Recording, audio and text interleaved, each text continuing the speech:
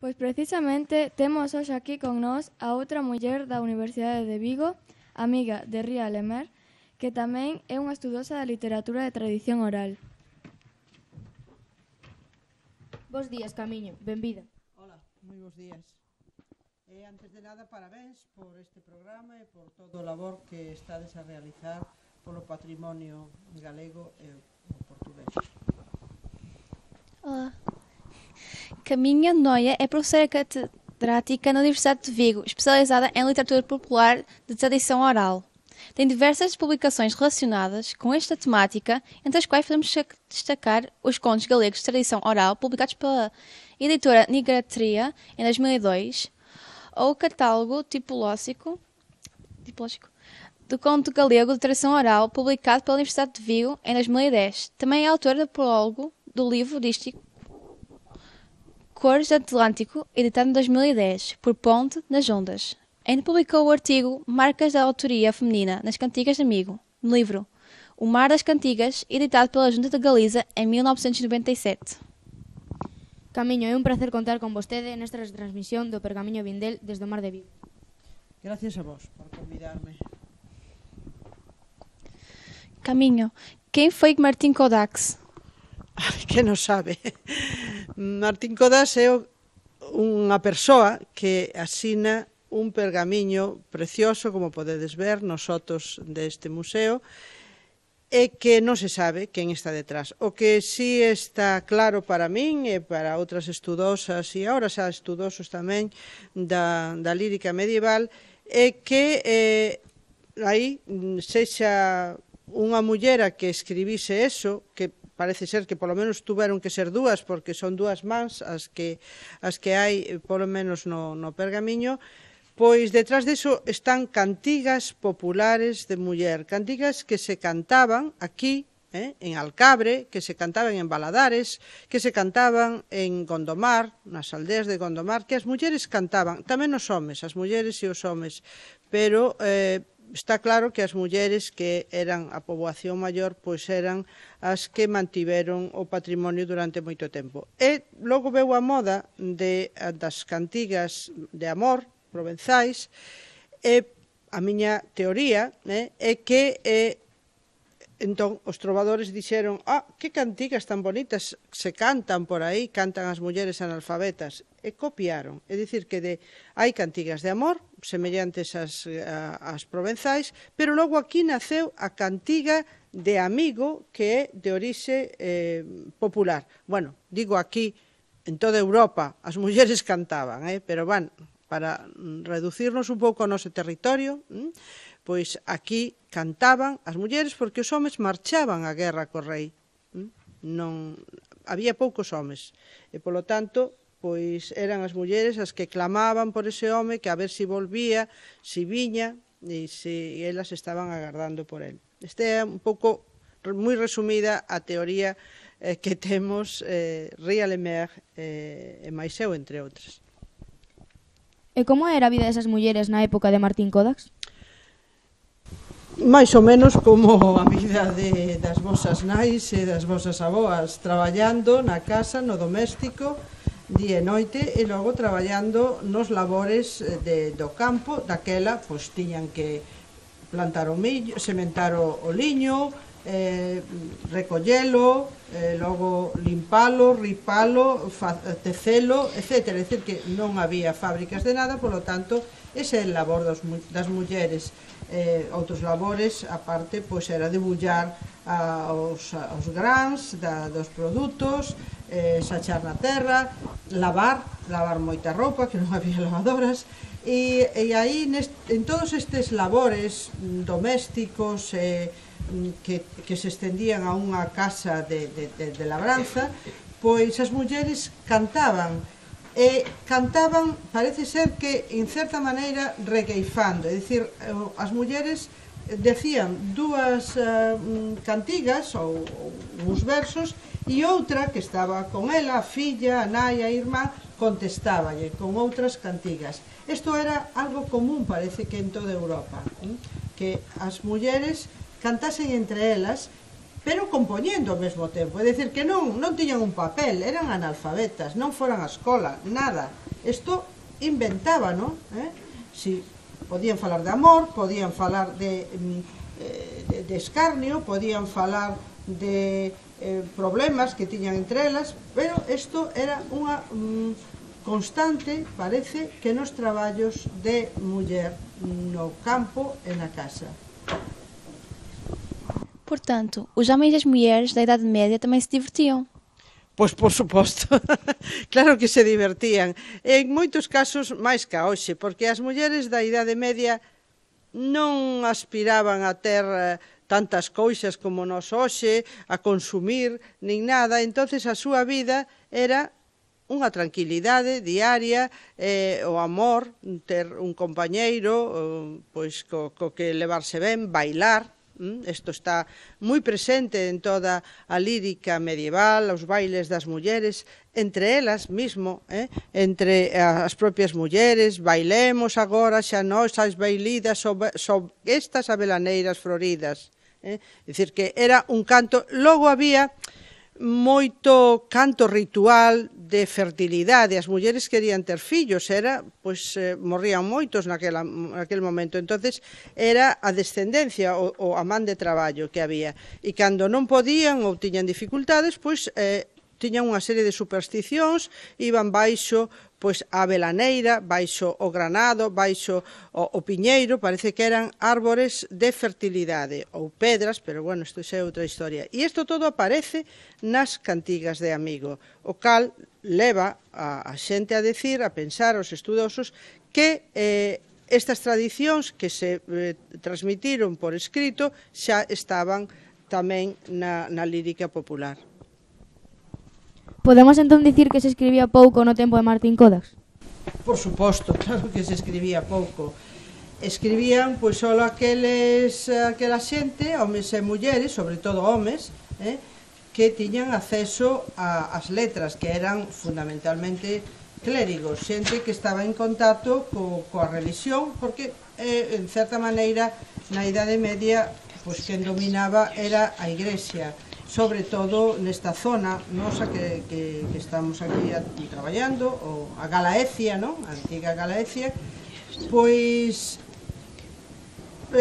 a Igrexa controlaba todos os mosteiros, e quen quería saber escribir ou falar ben, a oratoria, pois iba a estudar a estas escolas. Efectivamente que o 90% eran homes, pero sempre había algunha muller rebelde que non quería, pois, someterse a unha vida como as demais, normal, e quería escribir, quería ler. Aquí sabemos, cerca de Gondomar, sabedes que houve un mosteiro magnífico, que aínda hoxe se conserva o topónimo de Donas, o mosteiro de Donas, aí eran as señoritas, iban as señoritas da nobreza galega, que, polo que sexa, non casaran, e non querían vivir na súa casa. Polo tanto, estaban ali e estudaban, e lían, e aprendían a ler e a escribir, e aprendían música. Que pasa? Que nese momento as mulleres non podían firmar, non tiñan a capacidade, non lle permitía, tiñan sempre que depender dun home. Neste caso, pois sería un clérigo que asinase por elas, ou un bispo, ou quen fose.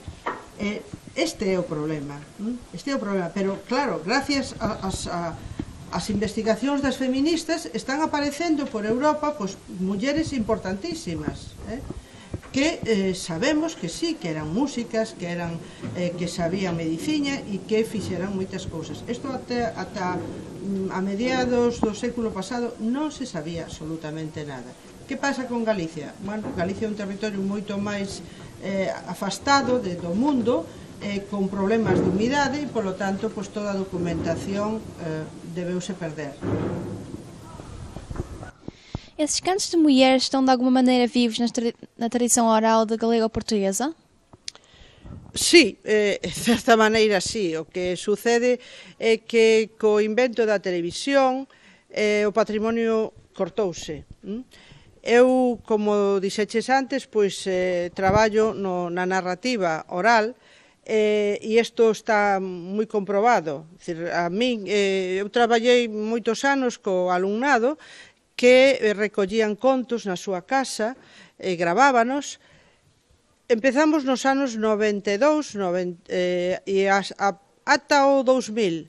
No 2000 xa era imposible que lle gravasen nada aos seus avós ou ás súas nais, porque o patrimonio estaba roto. Por que estaba roto? Porque entrou a televisión na casa, entre outras cousas, e entón todo o mundo estaba pendente do que decía a pantalla. Decíanme algunhas alumnas que iban e as pobres pasaban o fatal, é que non contan nada, dime que si quero que me contan o viaxe do Inserso que fixeron, ou que me contan a novela que ven polas tardes, pero que de contos populares que xa non saben nada. Entón, ese foi un problema grande.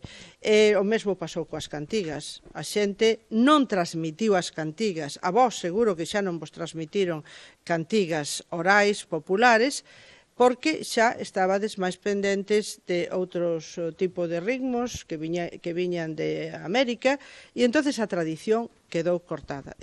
Por iso o voso é un papel importantísimo de tratar de resgatar o que hai aínda, o que posiblemente se conserve na boca de algunha xente. Camiño, as cantigas de Amigo son as primeiras mostras escritas do noso patrimonio común. Podemos dicir que hoxe Martín Codax tamén é patrimonio dos brasileiros ou dos angolanos? Eu creo que sí, porque non hai que olvidar que o galego é a base da lingua galega e da lingua portuguesa. Eu oigo falar moitas veces o galego portugués. O galego portugués non existe. Eso foi un acordo para decir que tanto son galegas como portuguesas, pero o portugués é o galego primitivo. Que sucede? Que cando o territorio de Portugal se independizou, ben o sabedes, por unha serie de circunstancias, de loitas entre nai e fillo, pois aí empezou a crearse unha nova lingua que tivo unha normativa que no século andando a finais do século XIII pois se puso o NH e o LH como norma da escrita para decir ñe e lle, que eran uns sonidos que o latín non tiña. Entón puxeronse eses bígrafos, non? E aquí non, aquí como non tiñamos estado, pois seguimos un pouco as normas da escrita común ao resto de España. Isto notase moi ben, por exemplo, o Cancioneiro da Axuda, que está en Portugal, foi feito en Galicia, está feito con N, con un tilde e con L tamén con tilde, non está con LH e NH. Isto hai que telo moi claro. Por lo tanto, o galego é a lingua base, a lingua nai.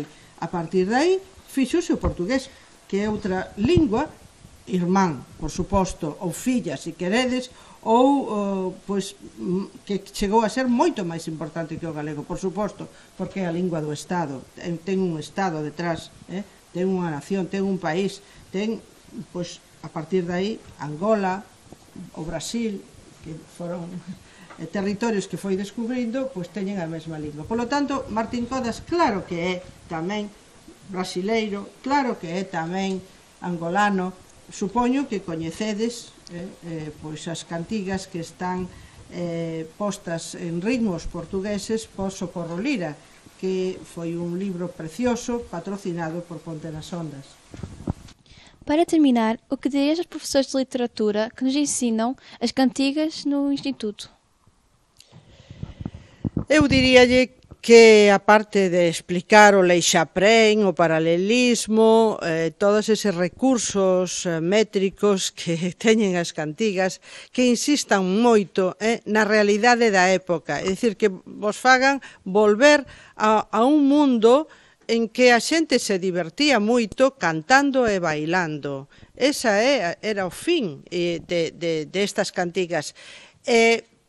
Temos que dar moitísima sorte a este señor Pedro Vindel, que descubriu, forrando un libro, este pergamiño noso, porque sabedes que estas cantigas xa se coñecían, que foron copiadas no século XVI e que dende finais do XIX xa se sabía Xa coñecíamos Ondas do Mar de Vigo, Se vistes meu amigo, pero o que non se sabía era como era a música, como se cantaba, e este pergamiño, entre outros valores importantísimos, é que nos dá a música, o que se bailaba, o que bailaban as nosas antigas mulleres, as mulleres daquel momento, e todas, tanto do pobo como as señoritas, porque estes ritmos tamén se levaban aos pazos. Así que eu diríalle ao profesorado que insista nesto, e no valor da lingua, unha lingua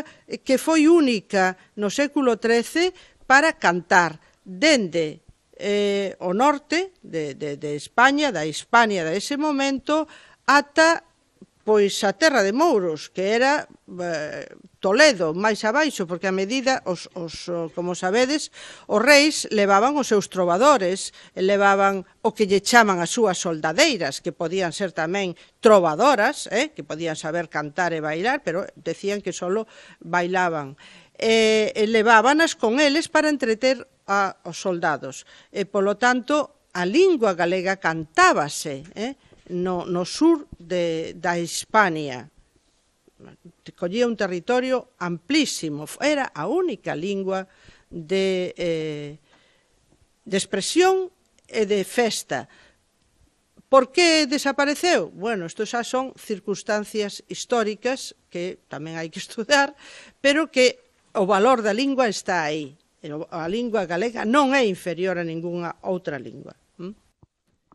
Pois moitísimas grazas, Camiño Noia, pola túa participación nesta retransmisión. Gracias a vos e a seguir traballando.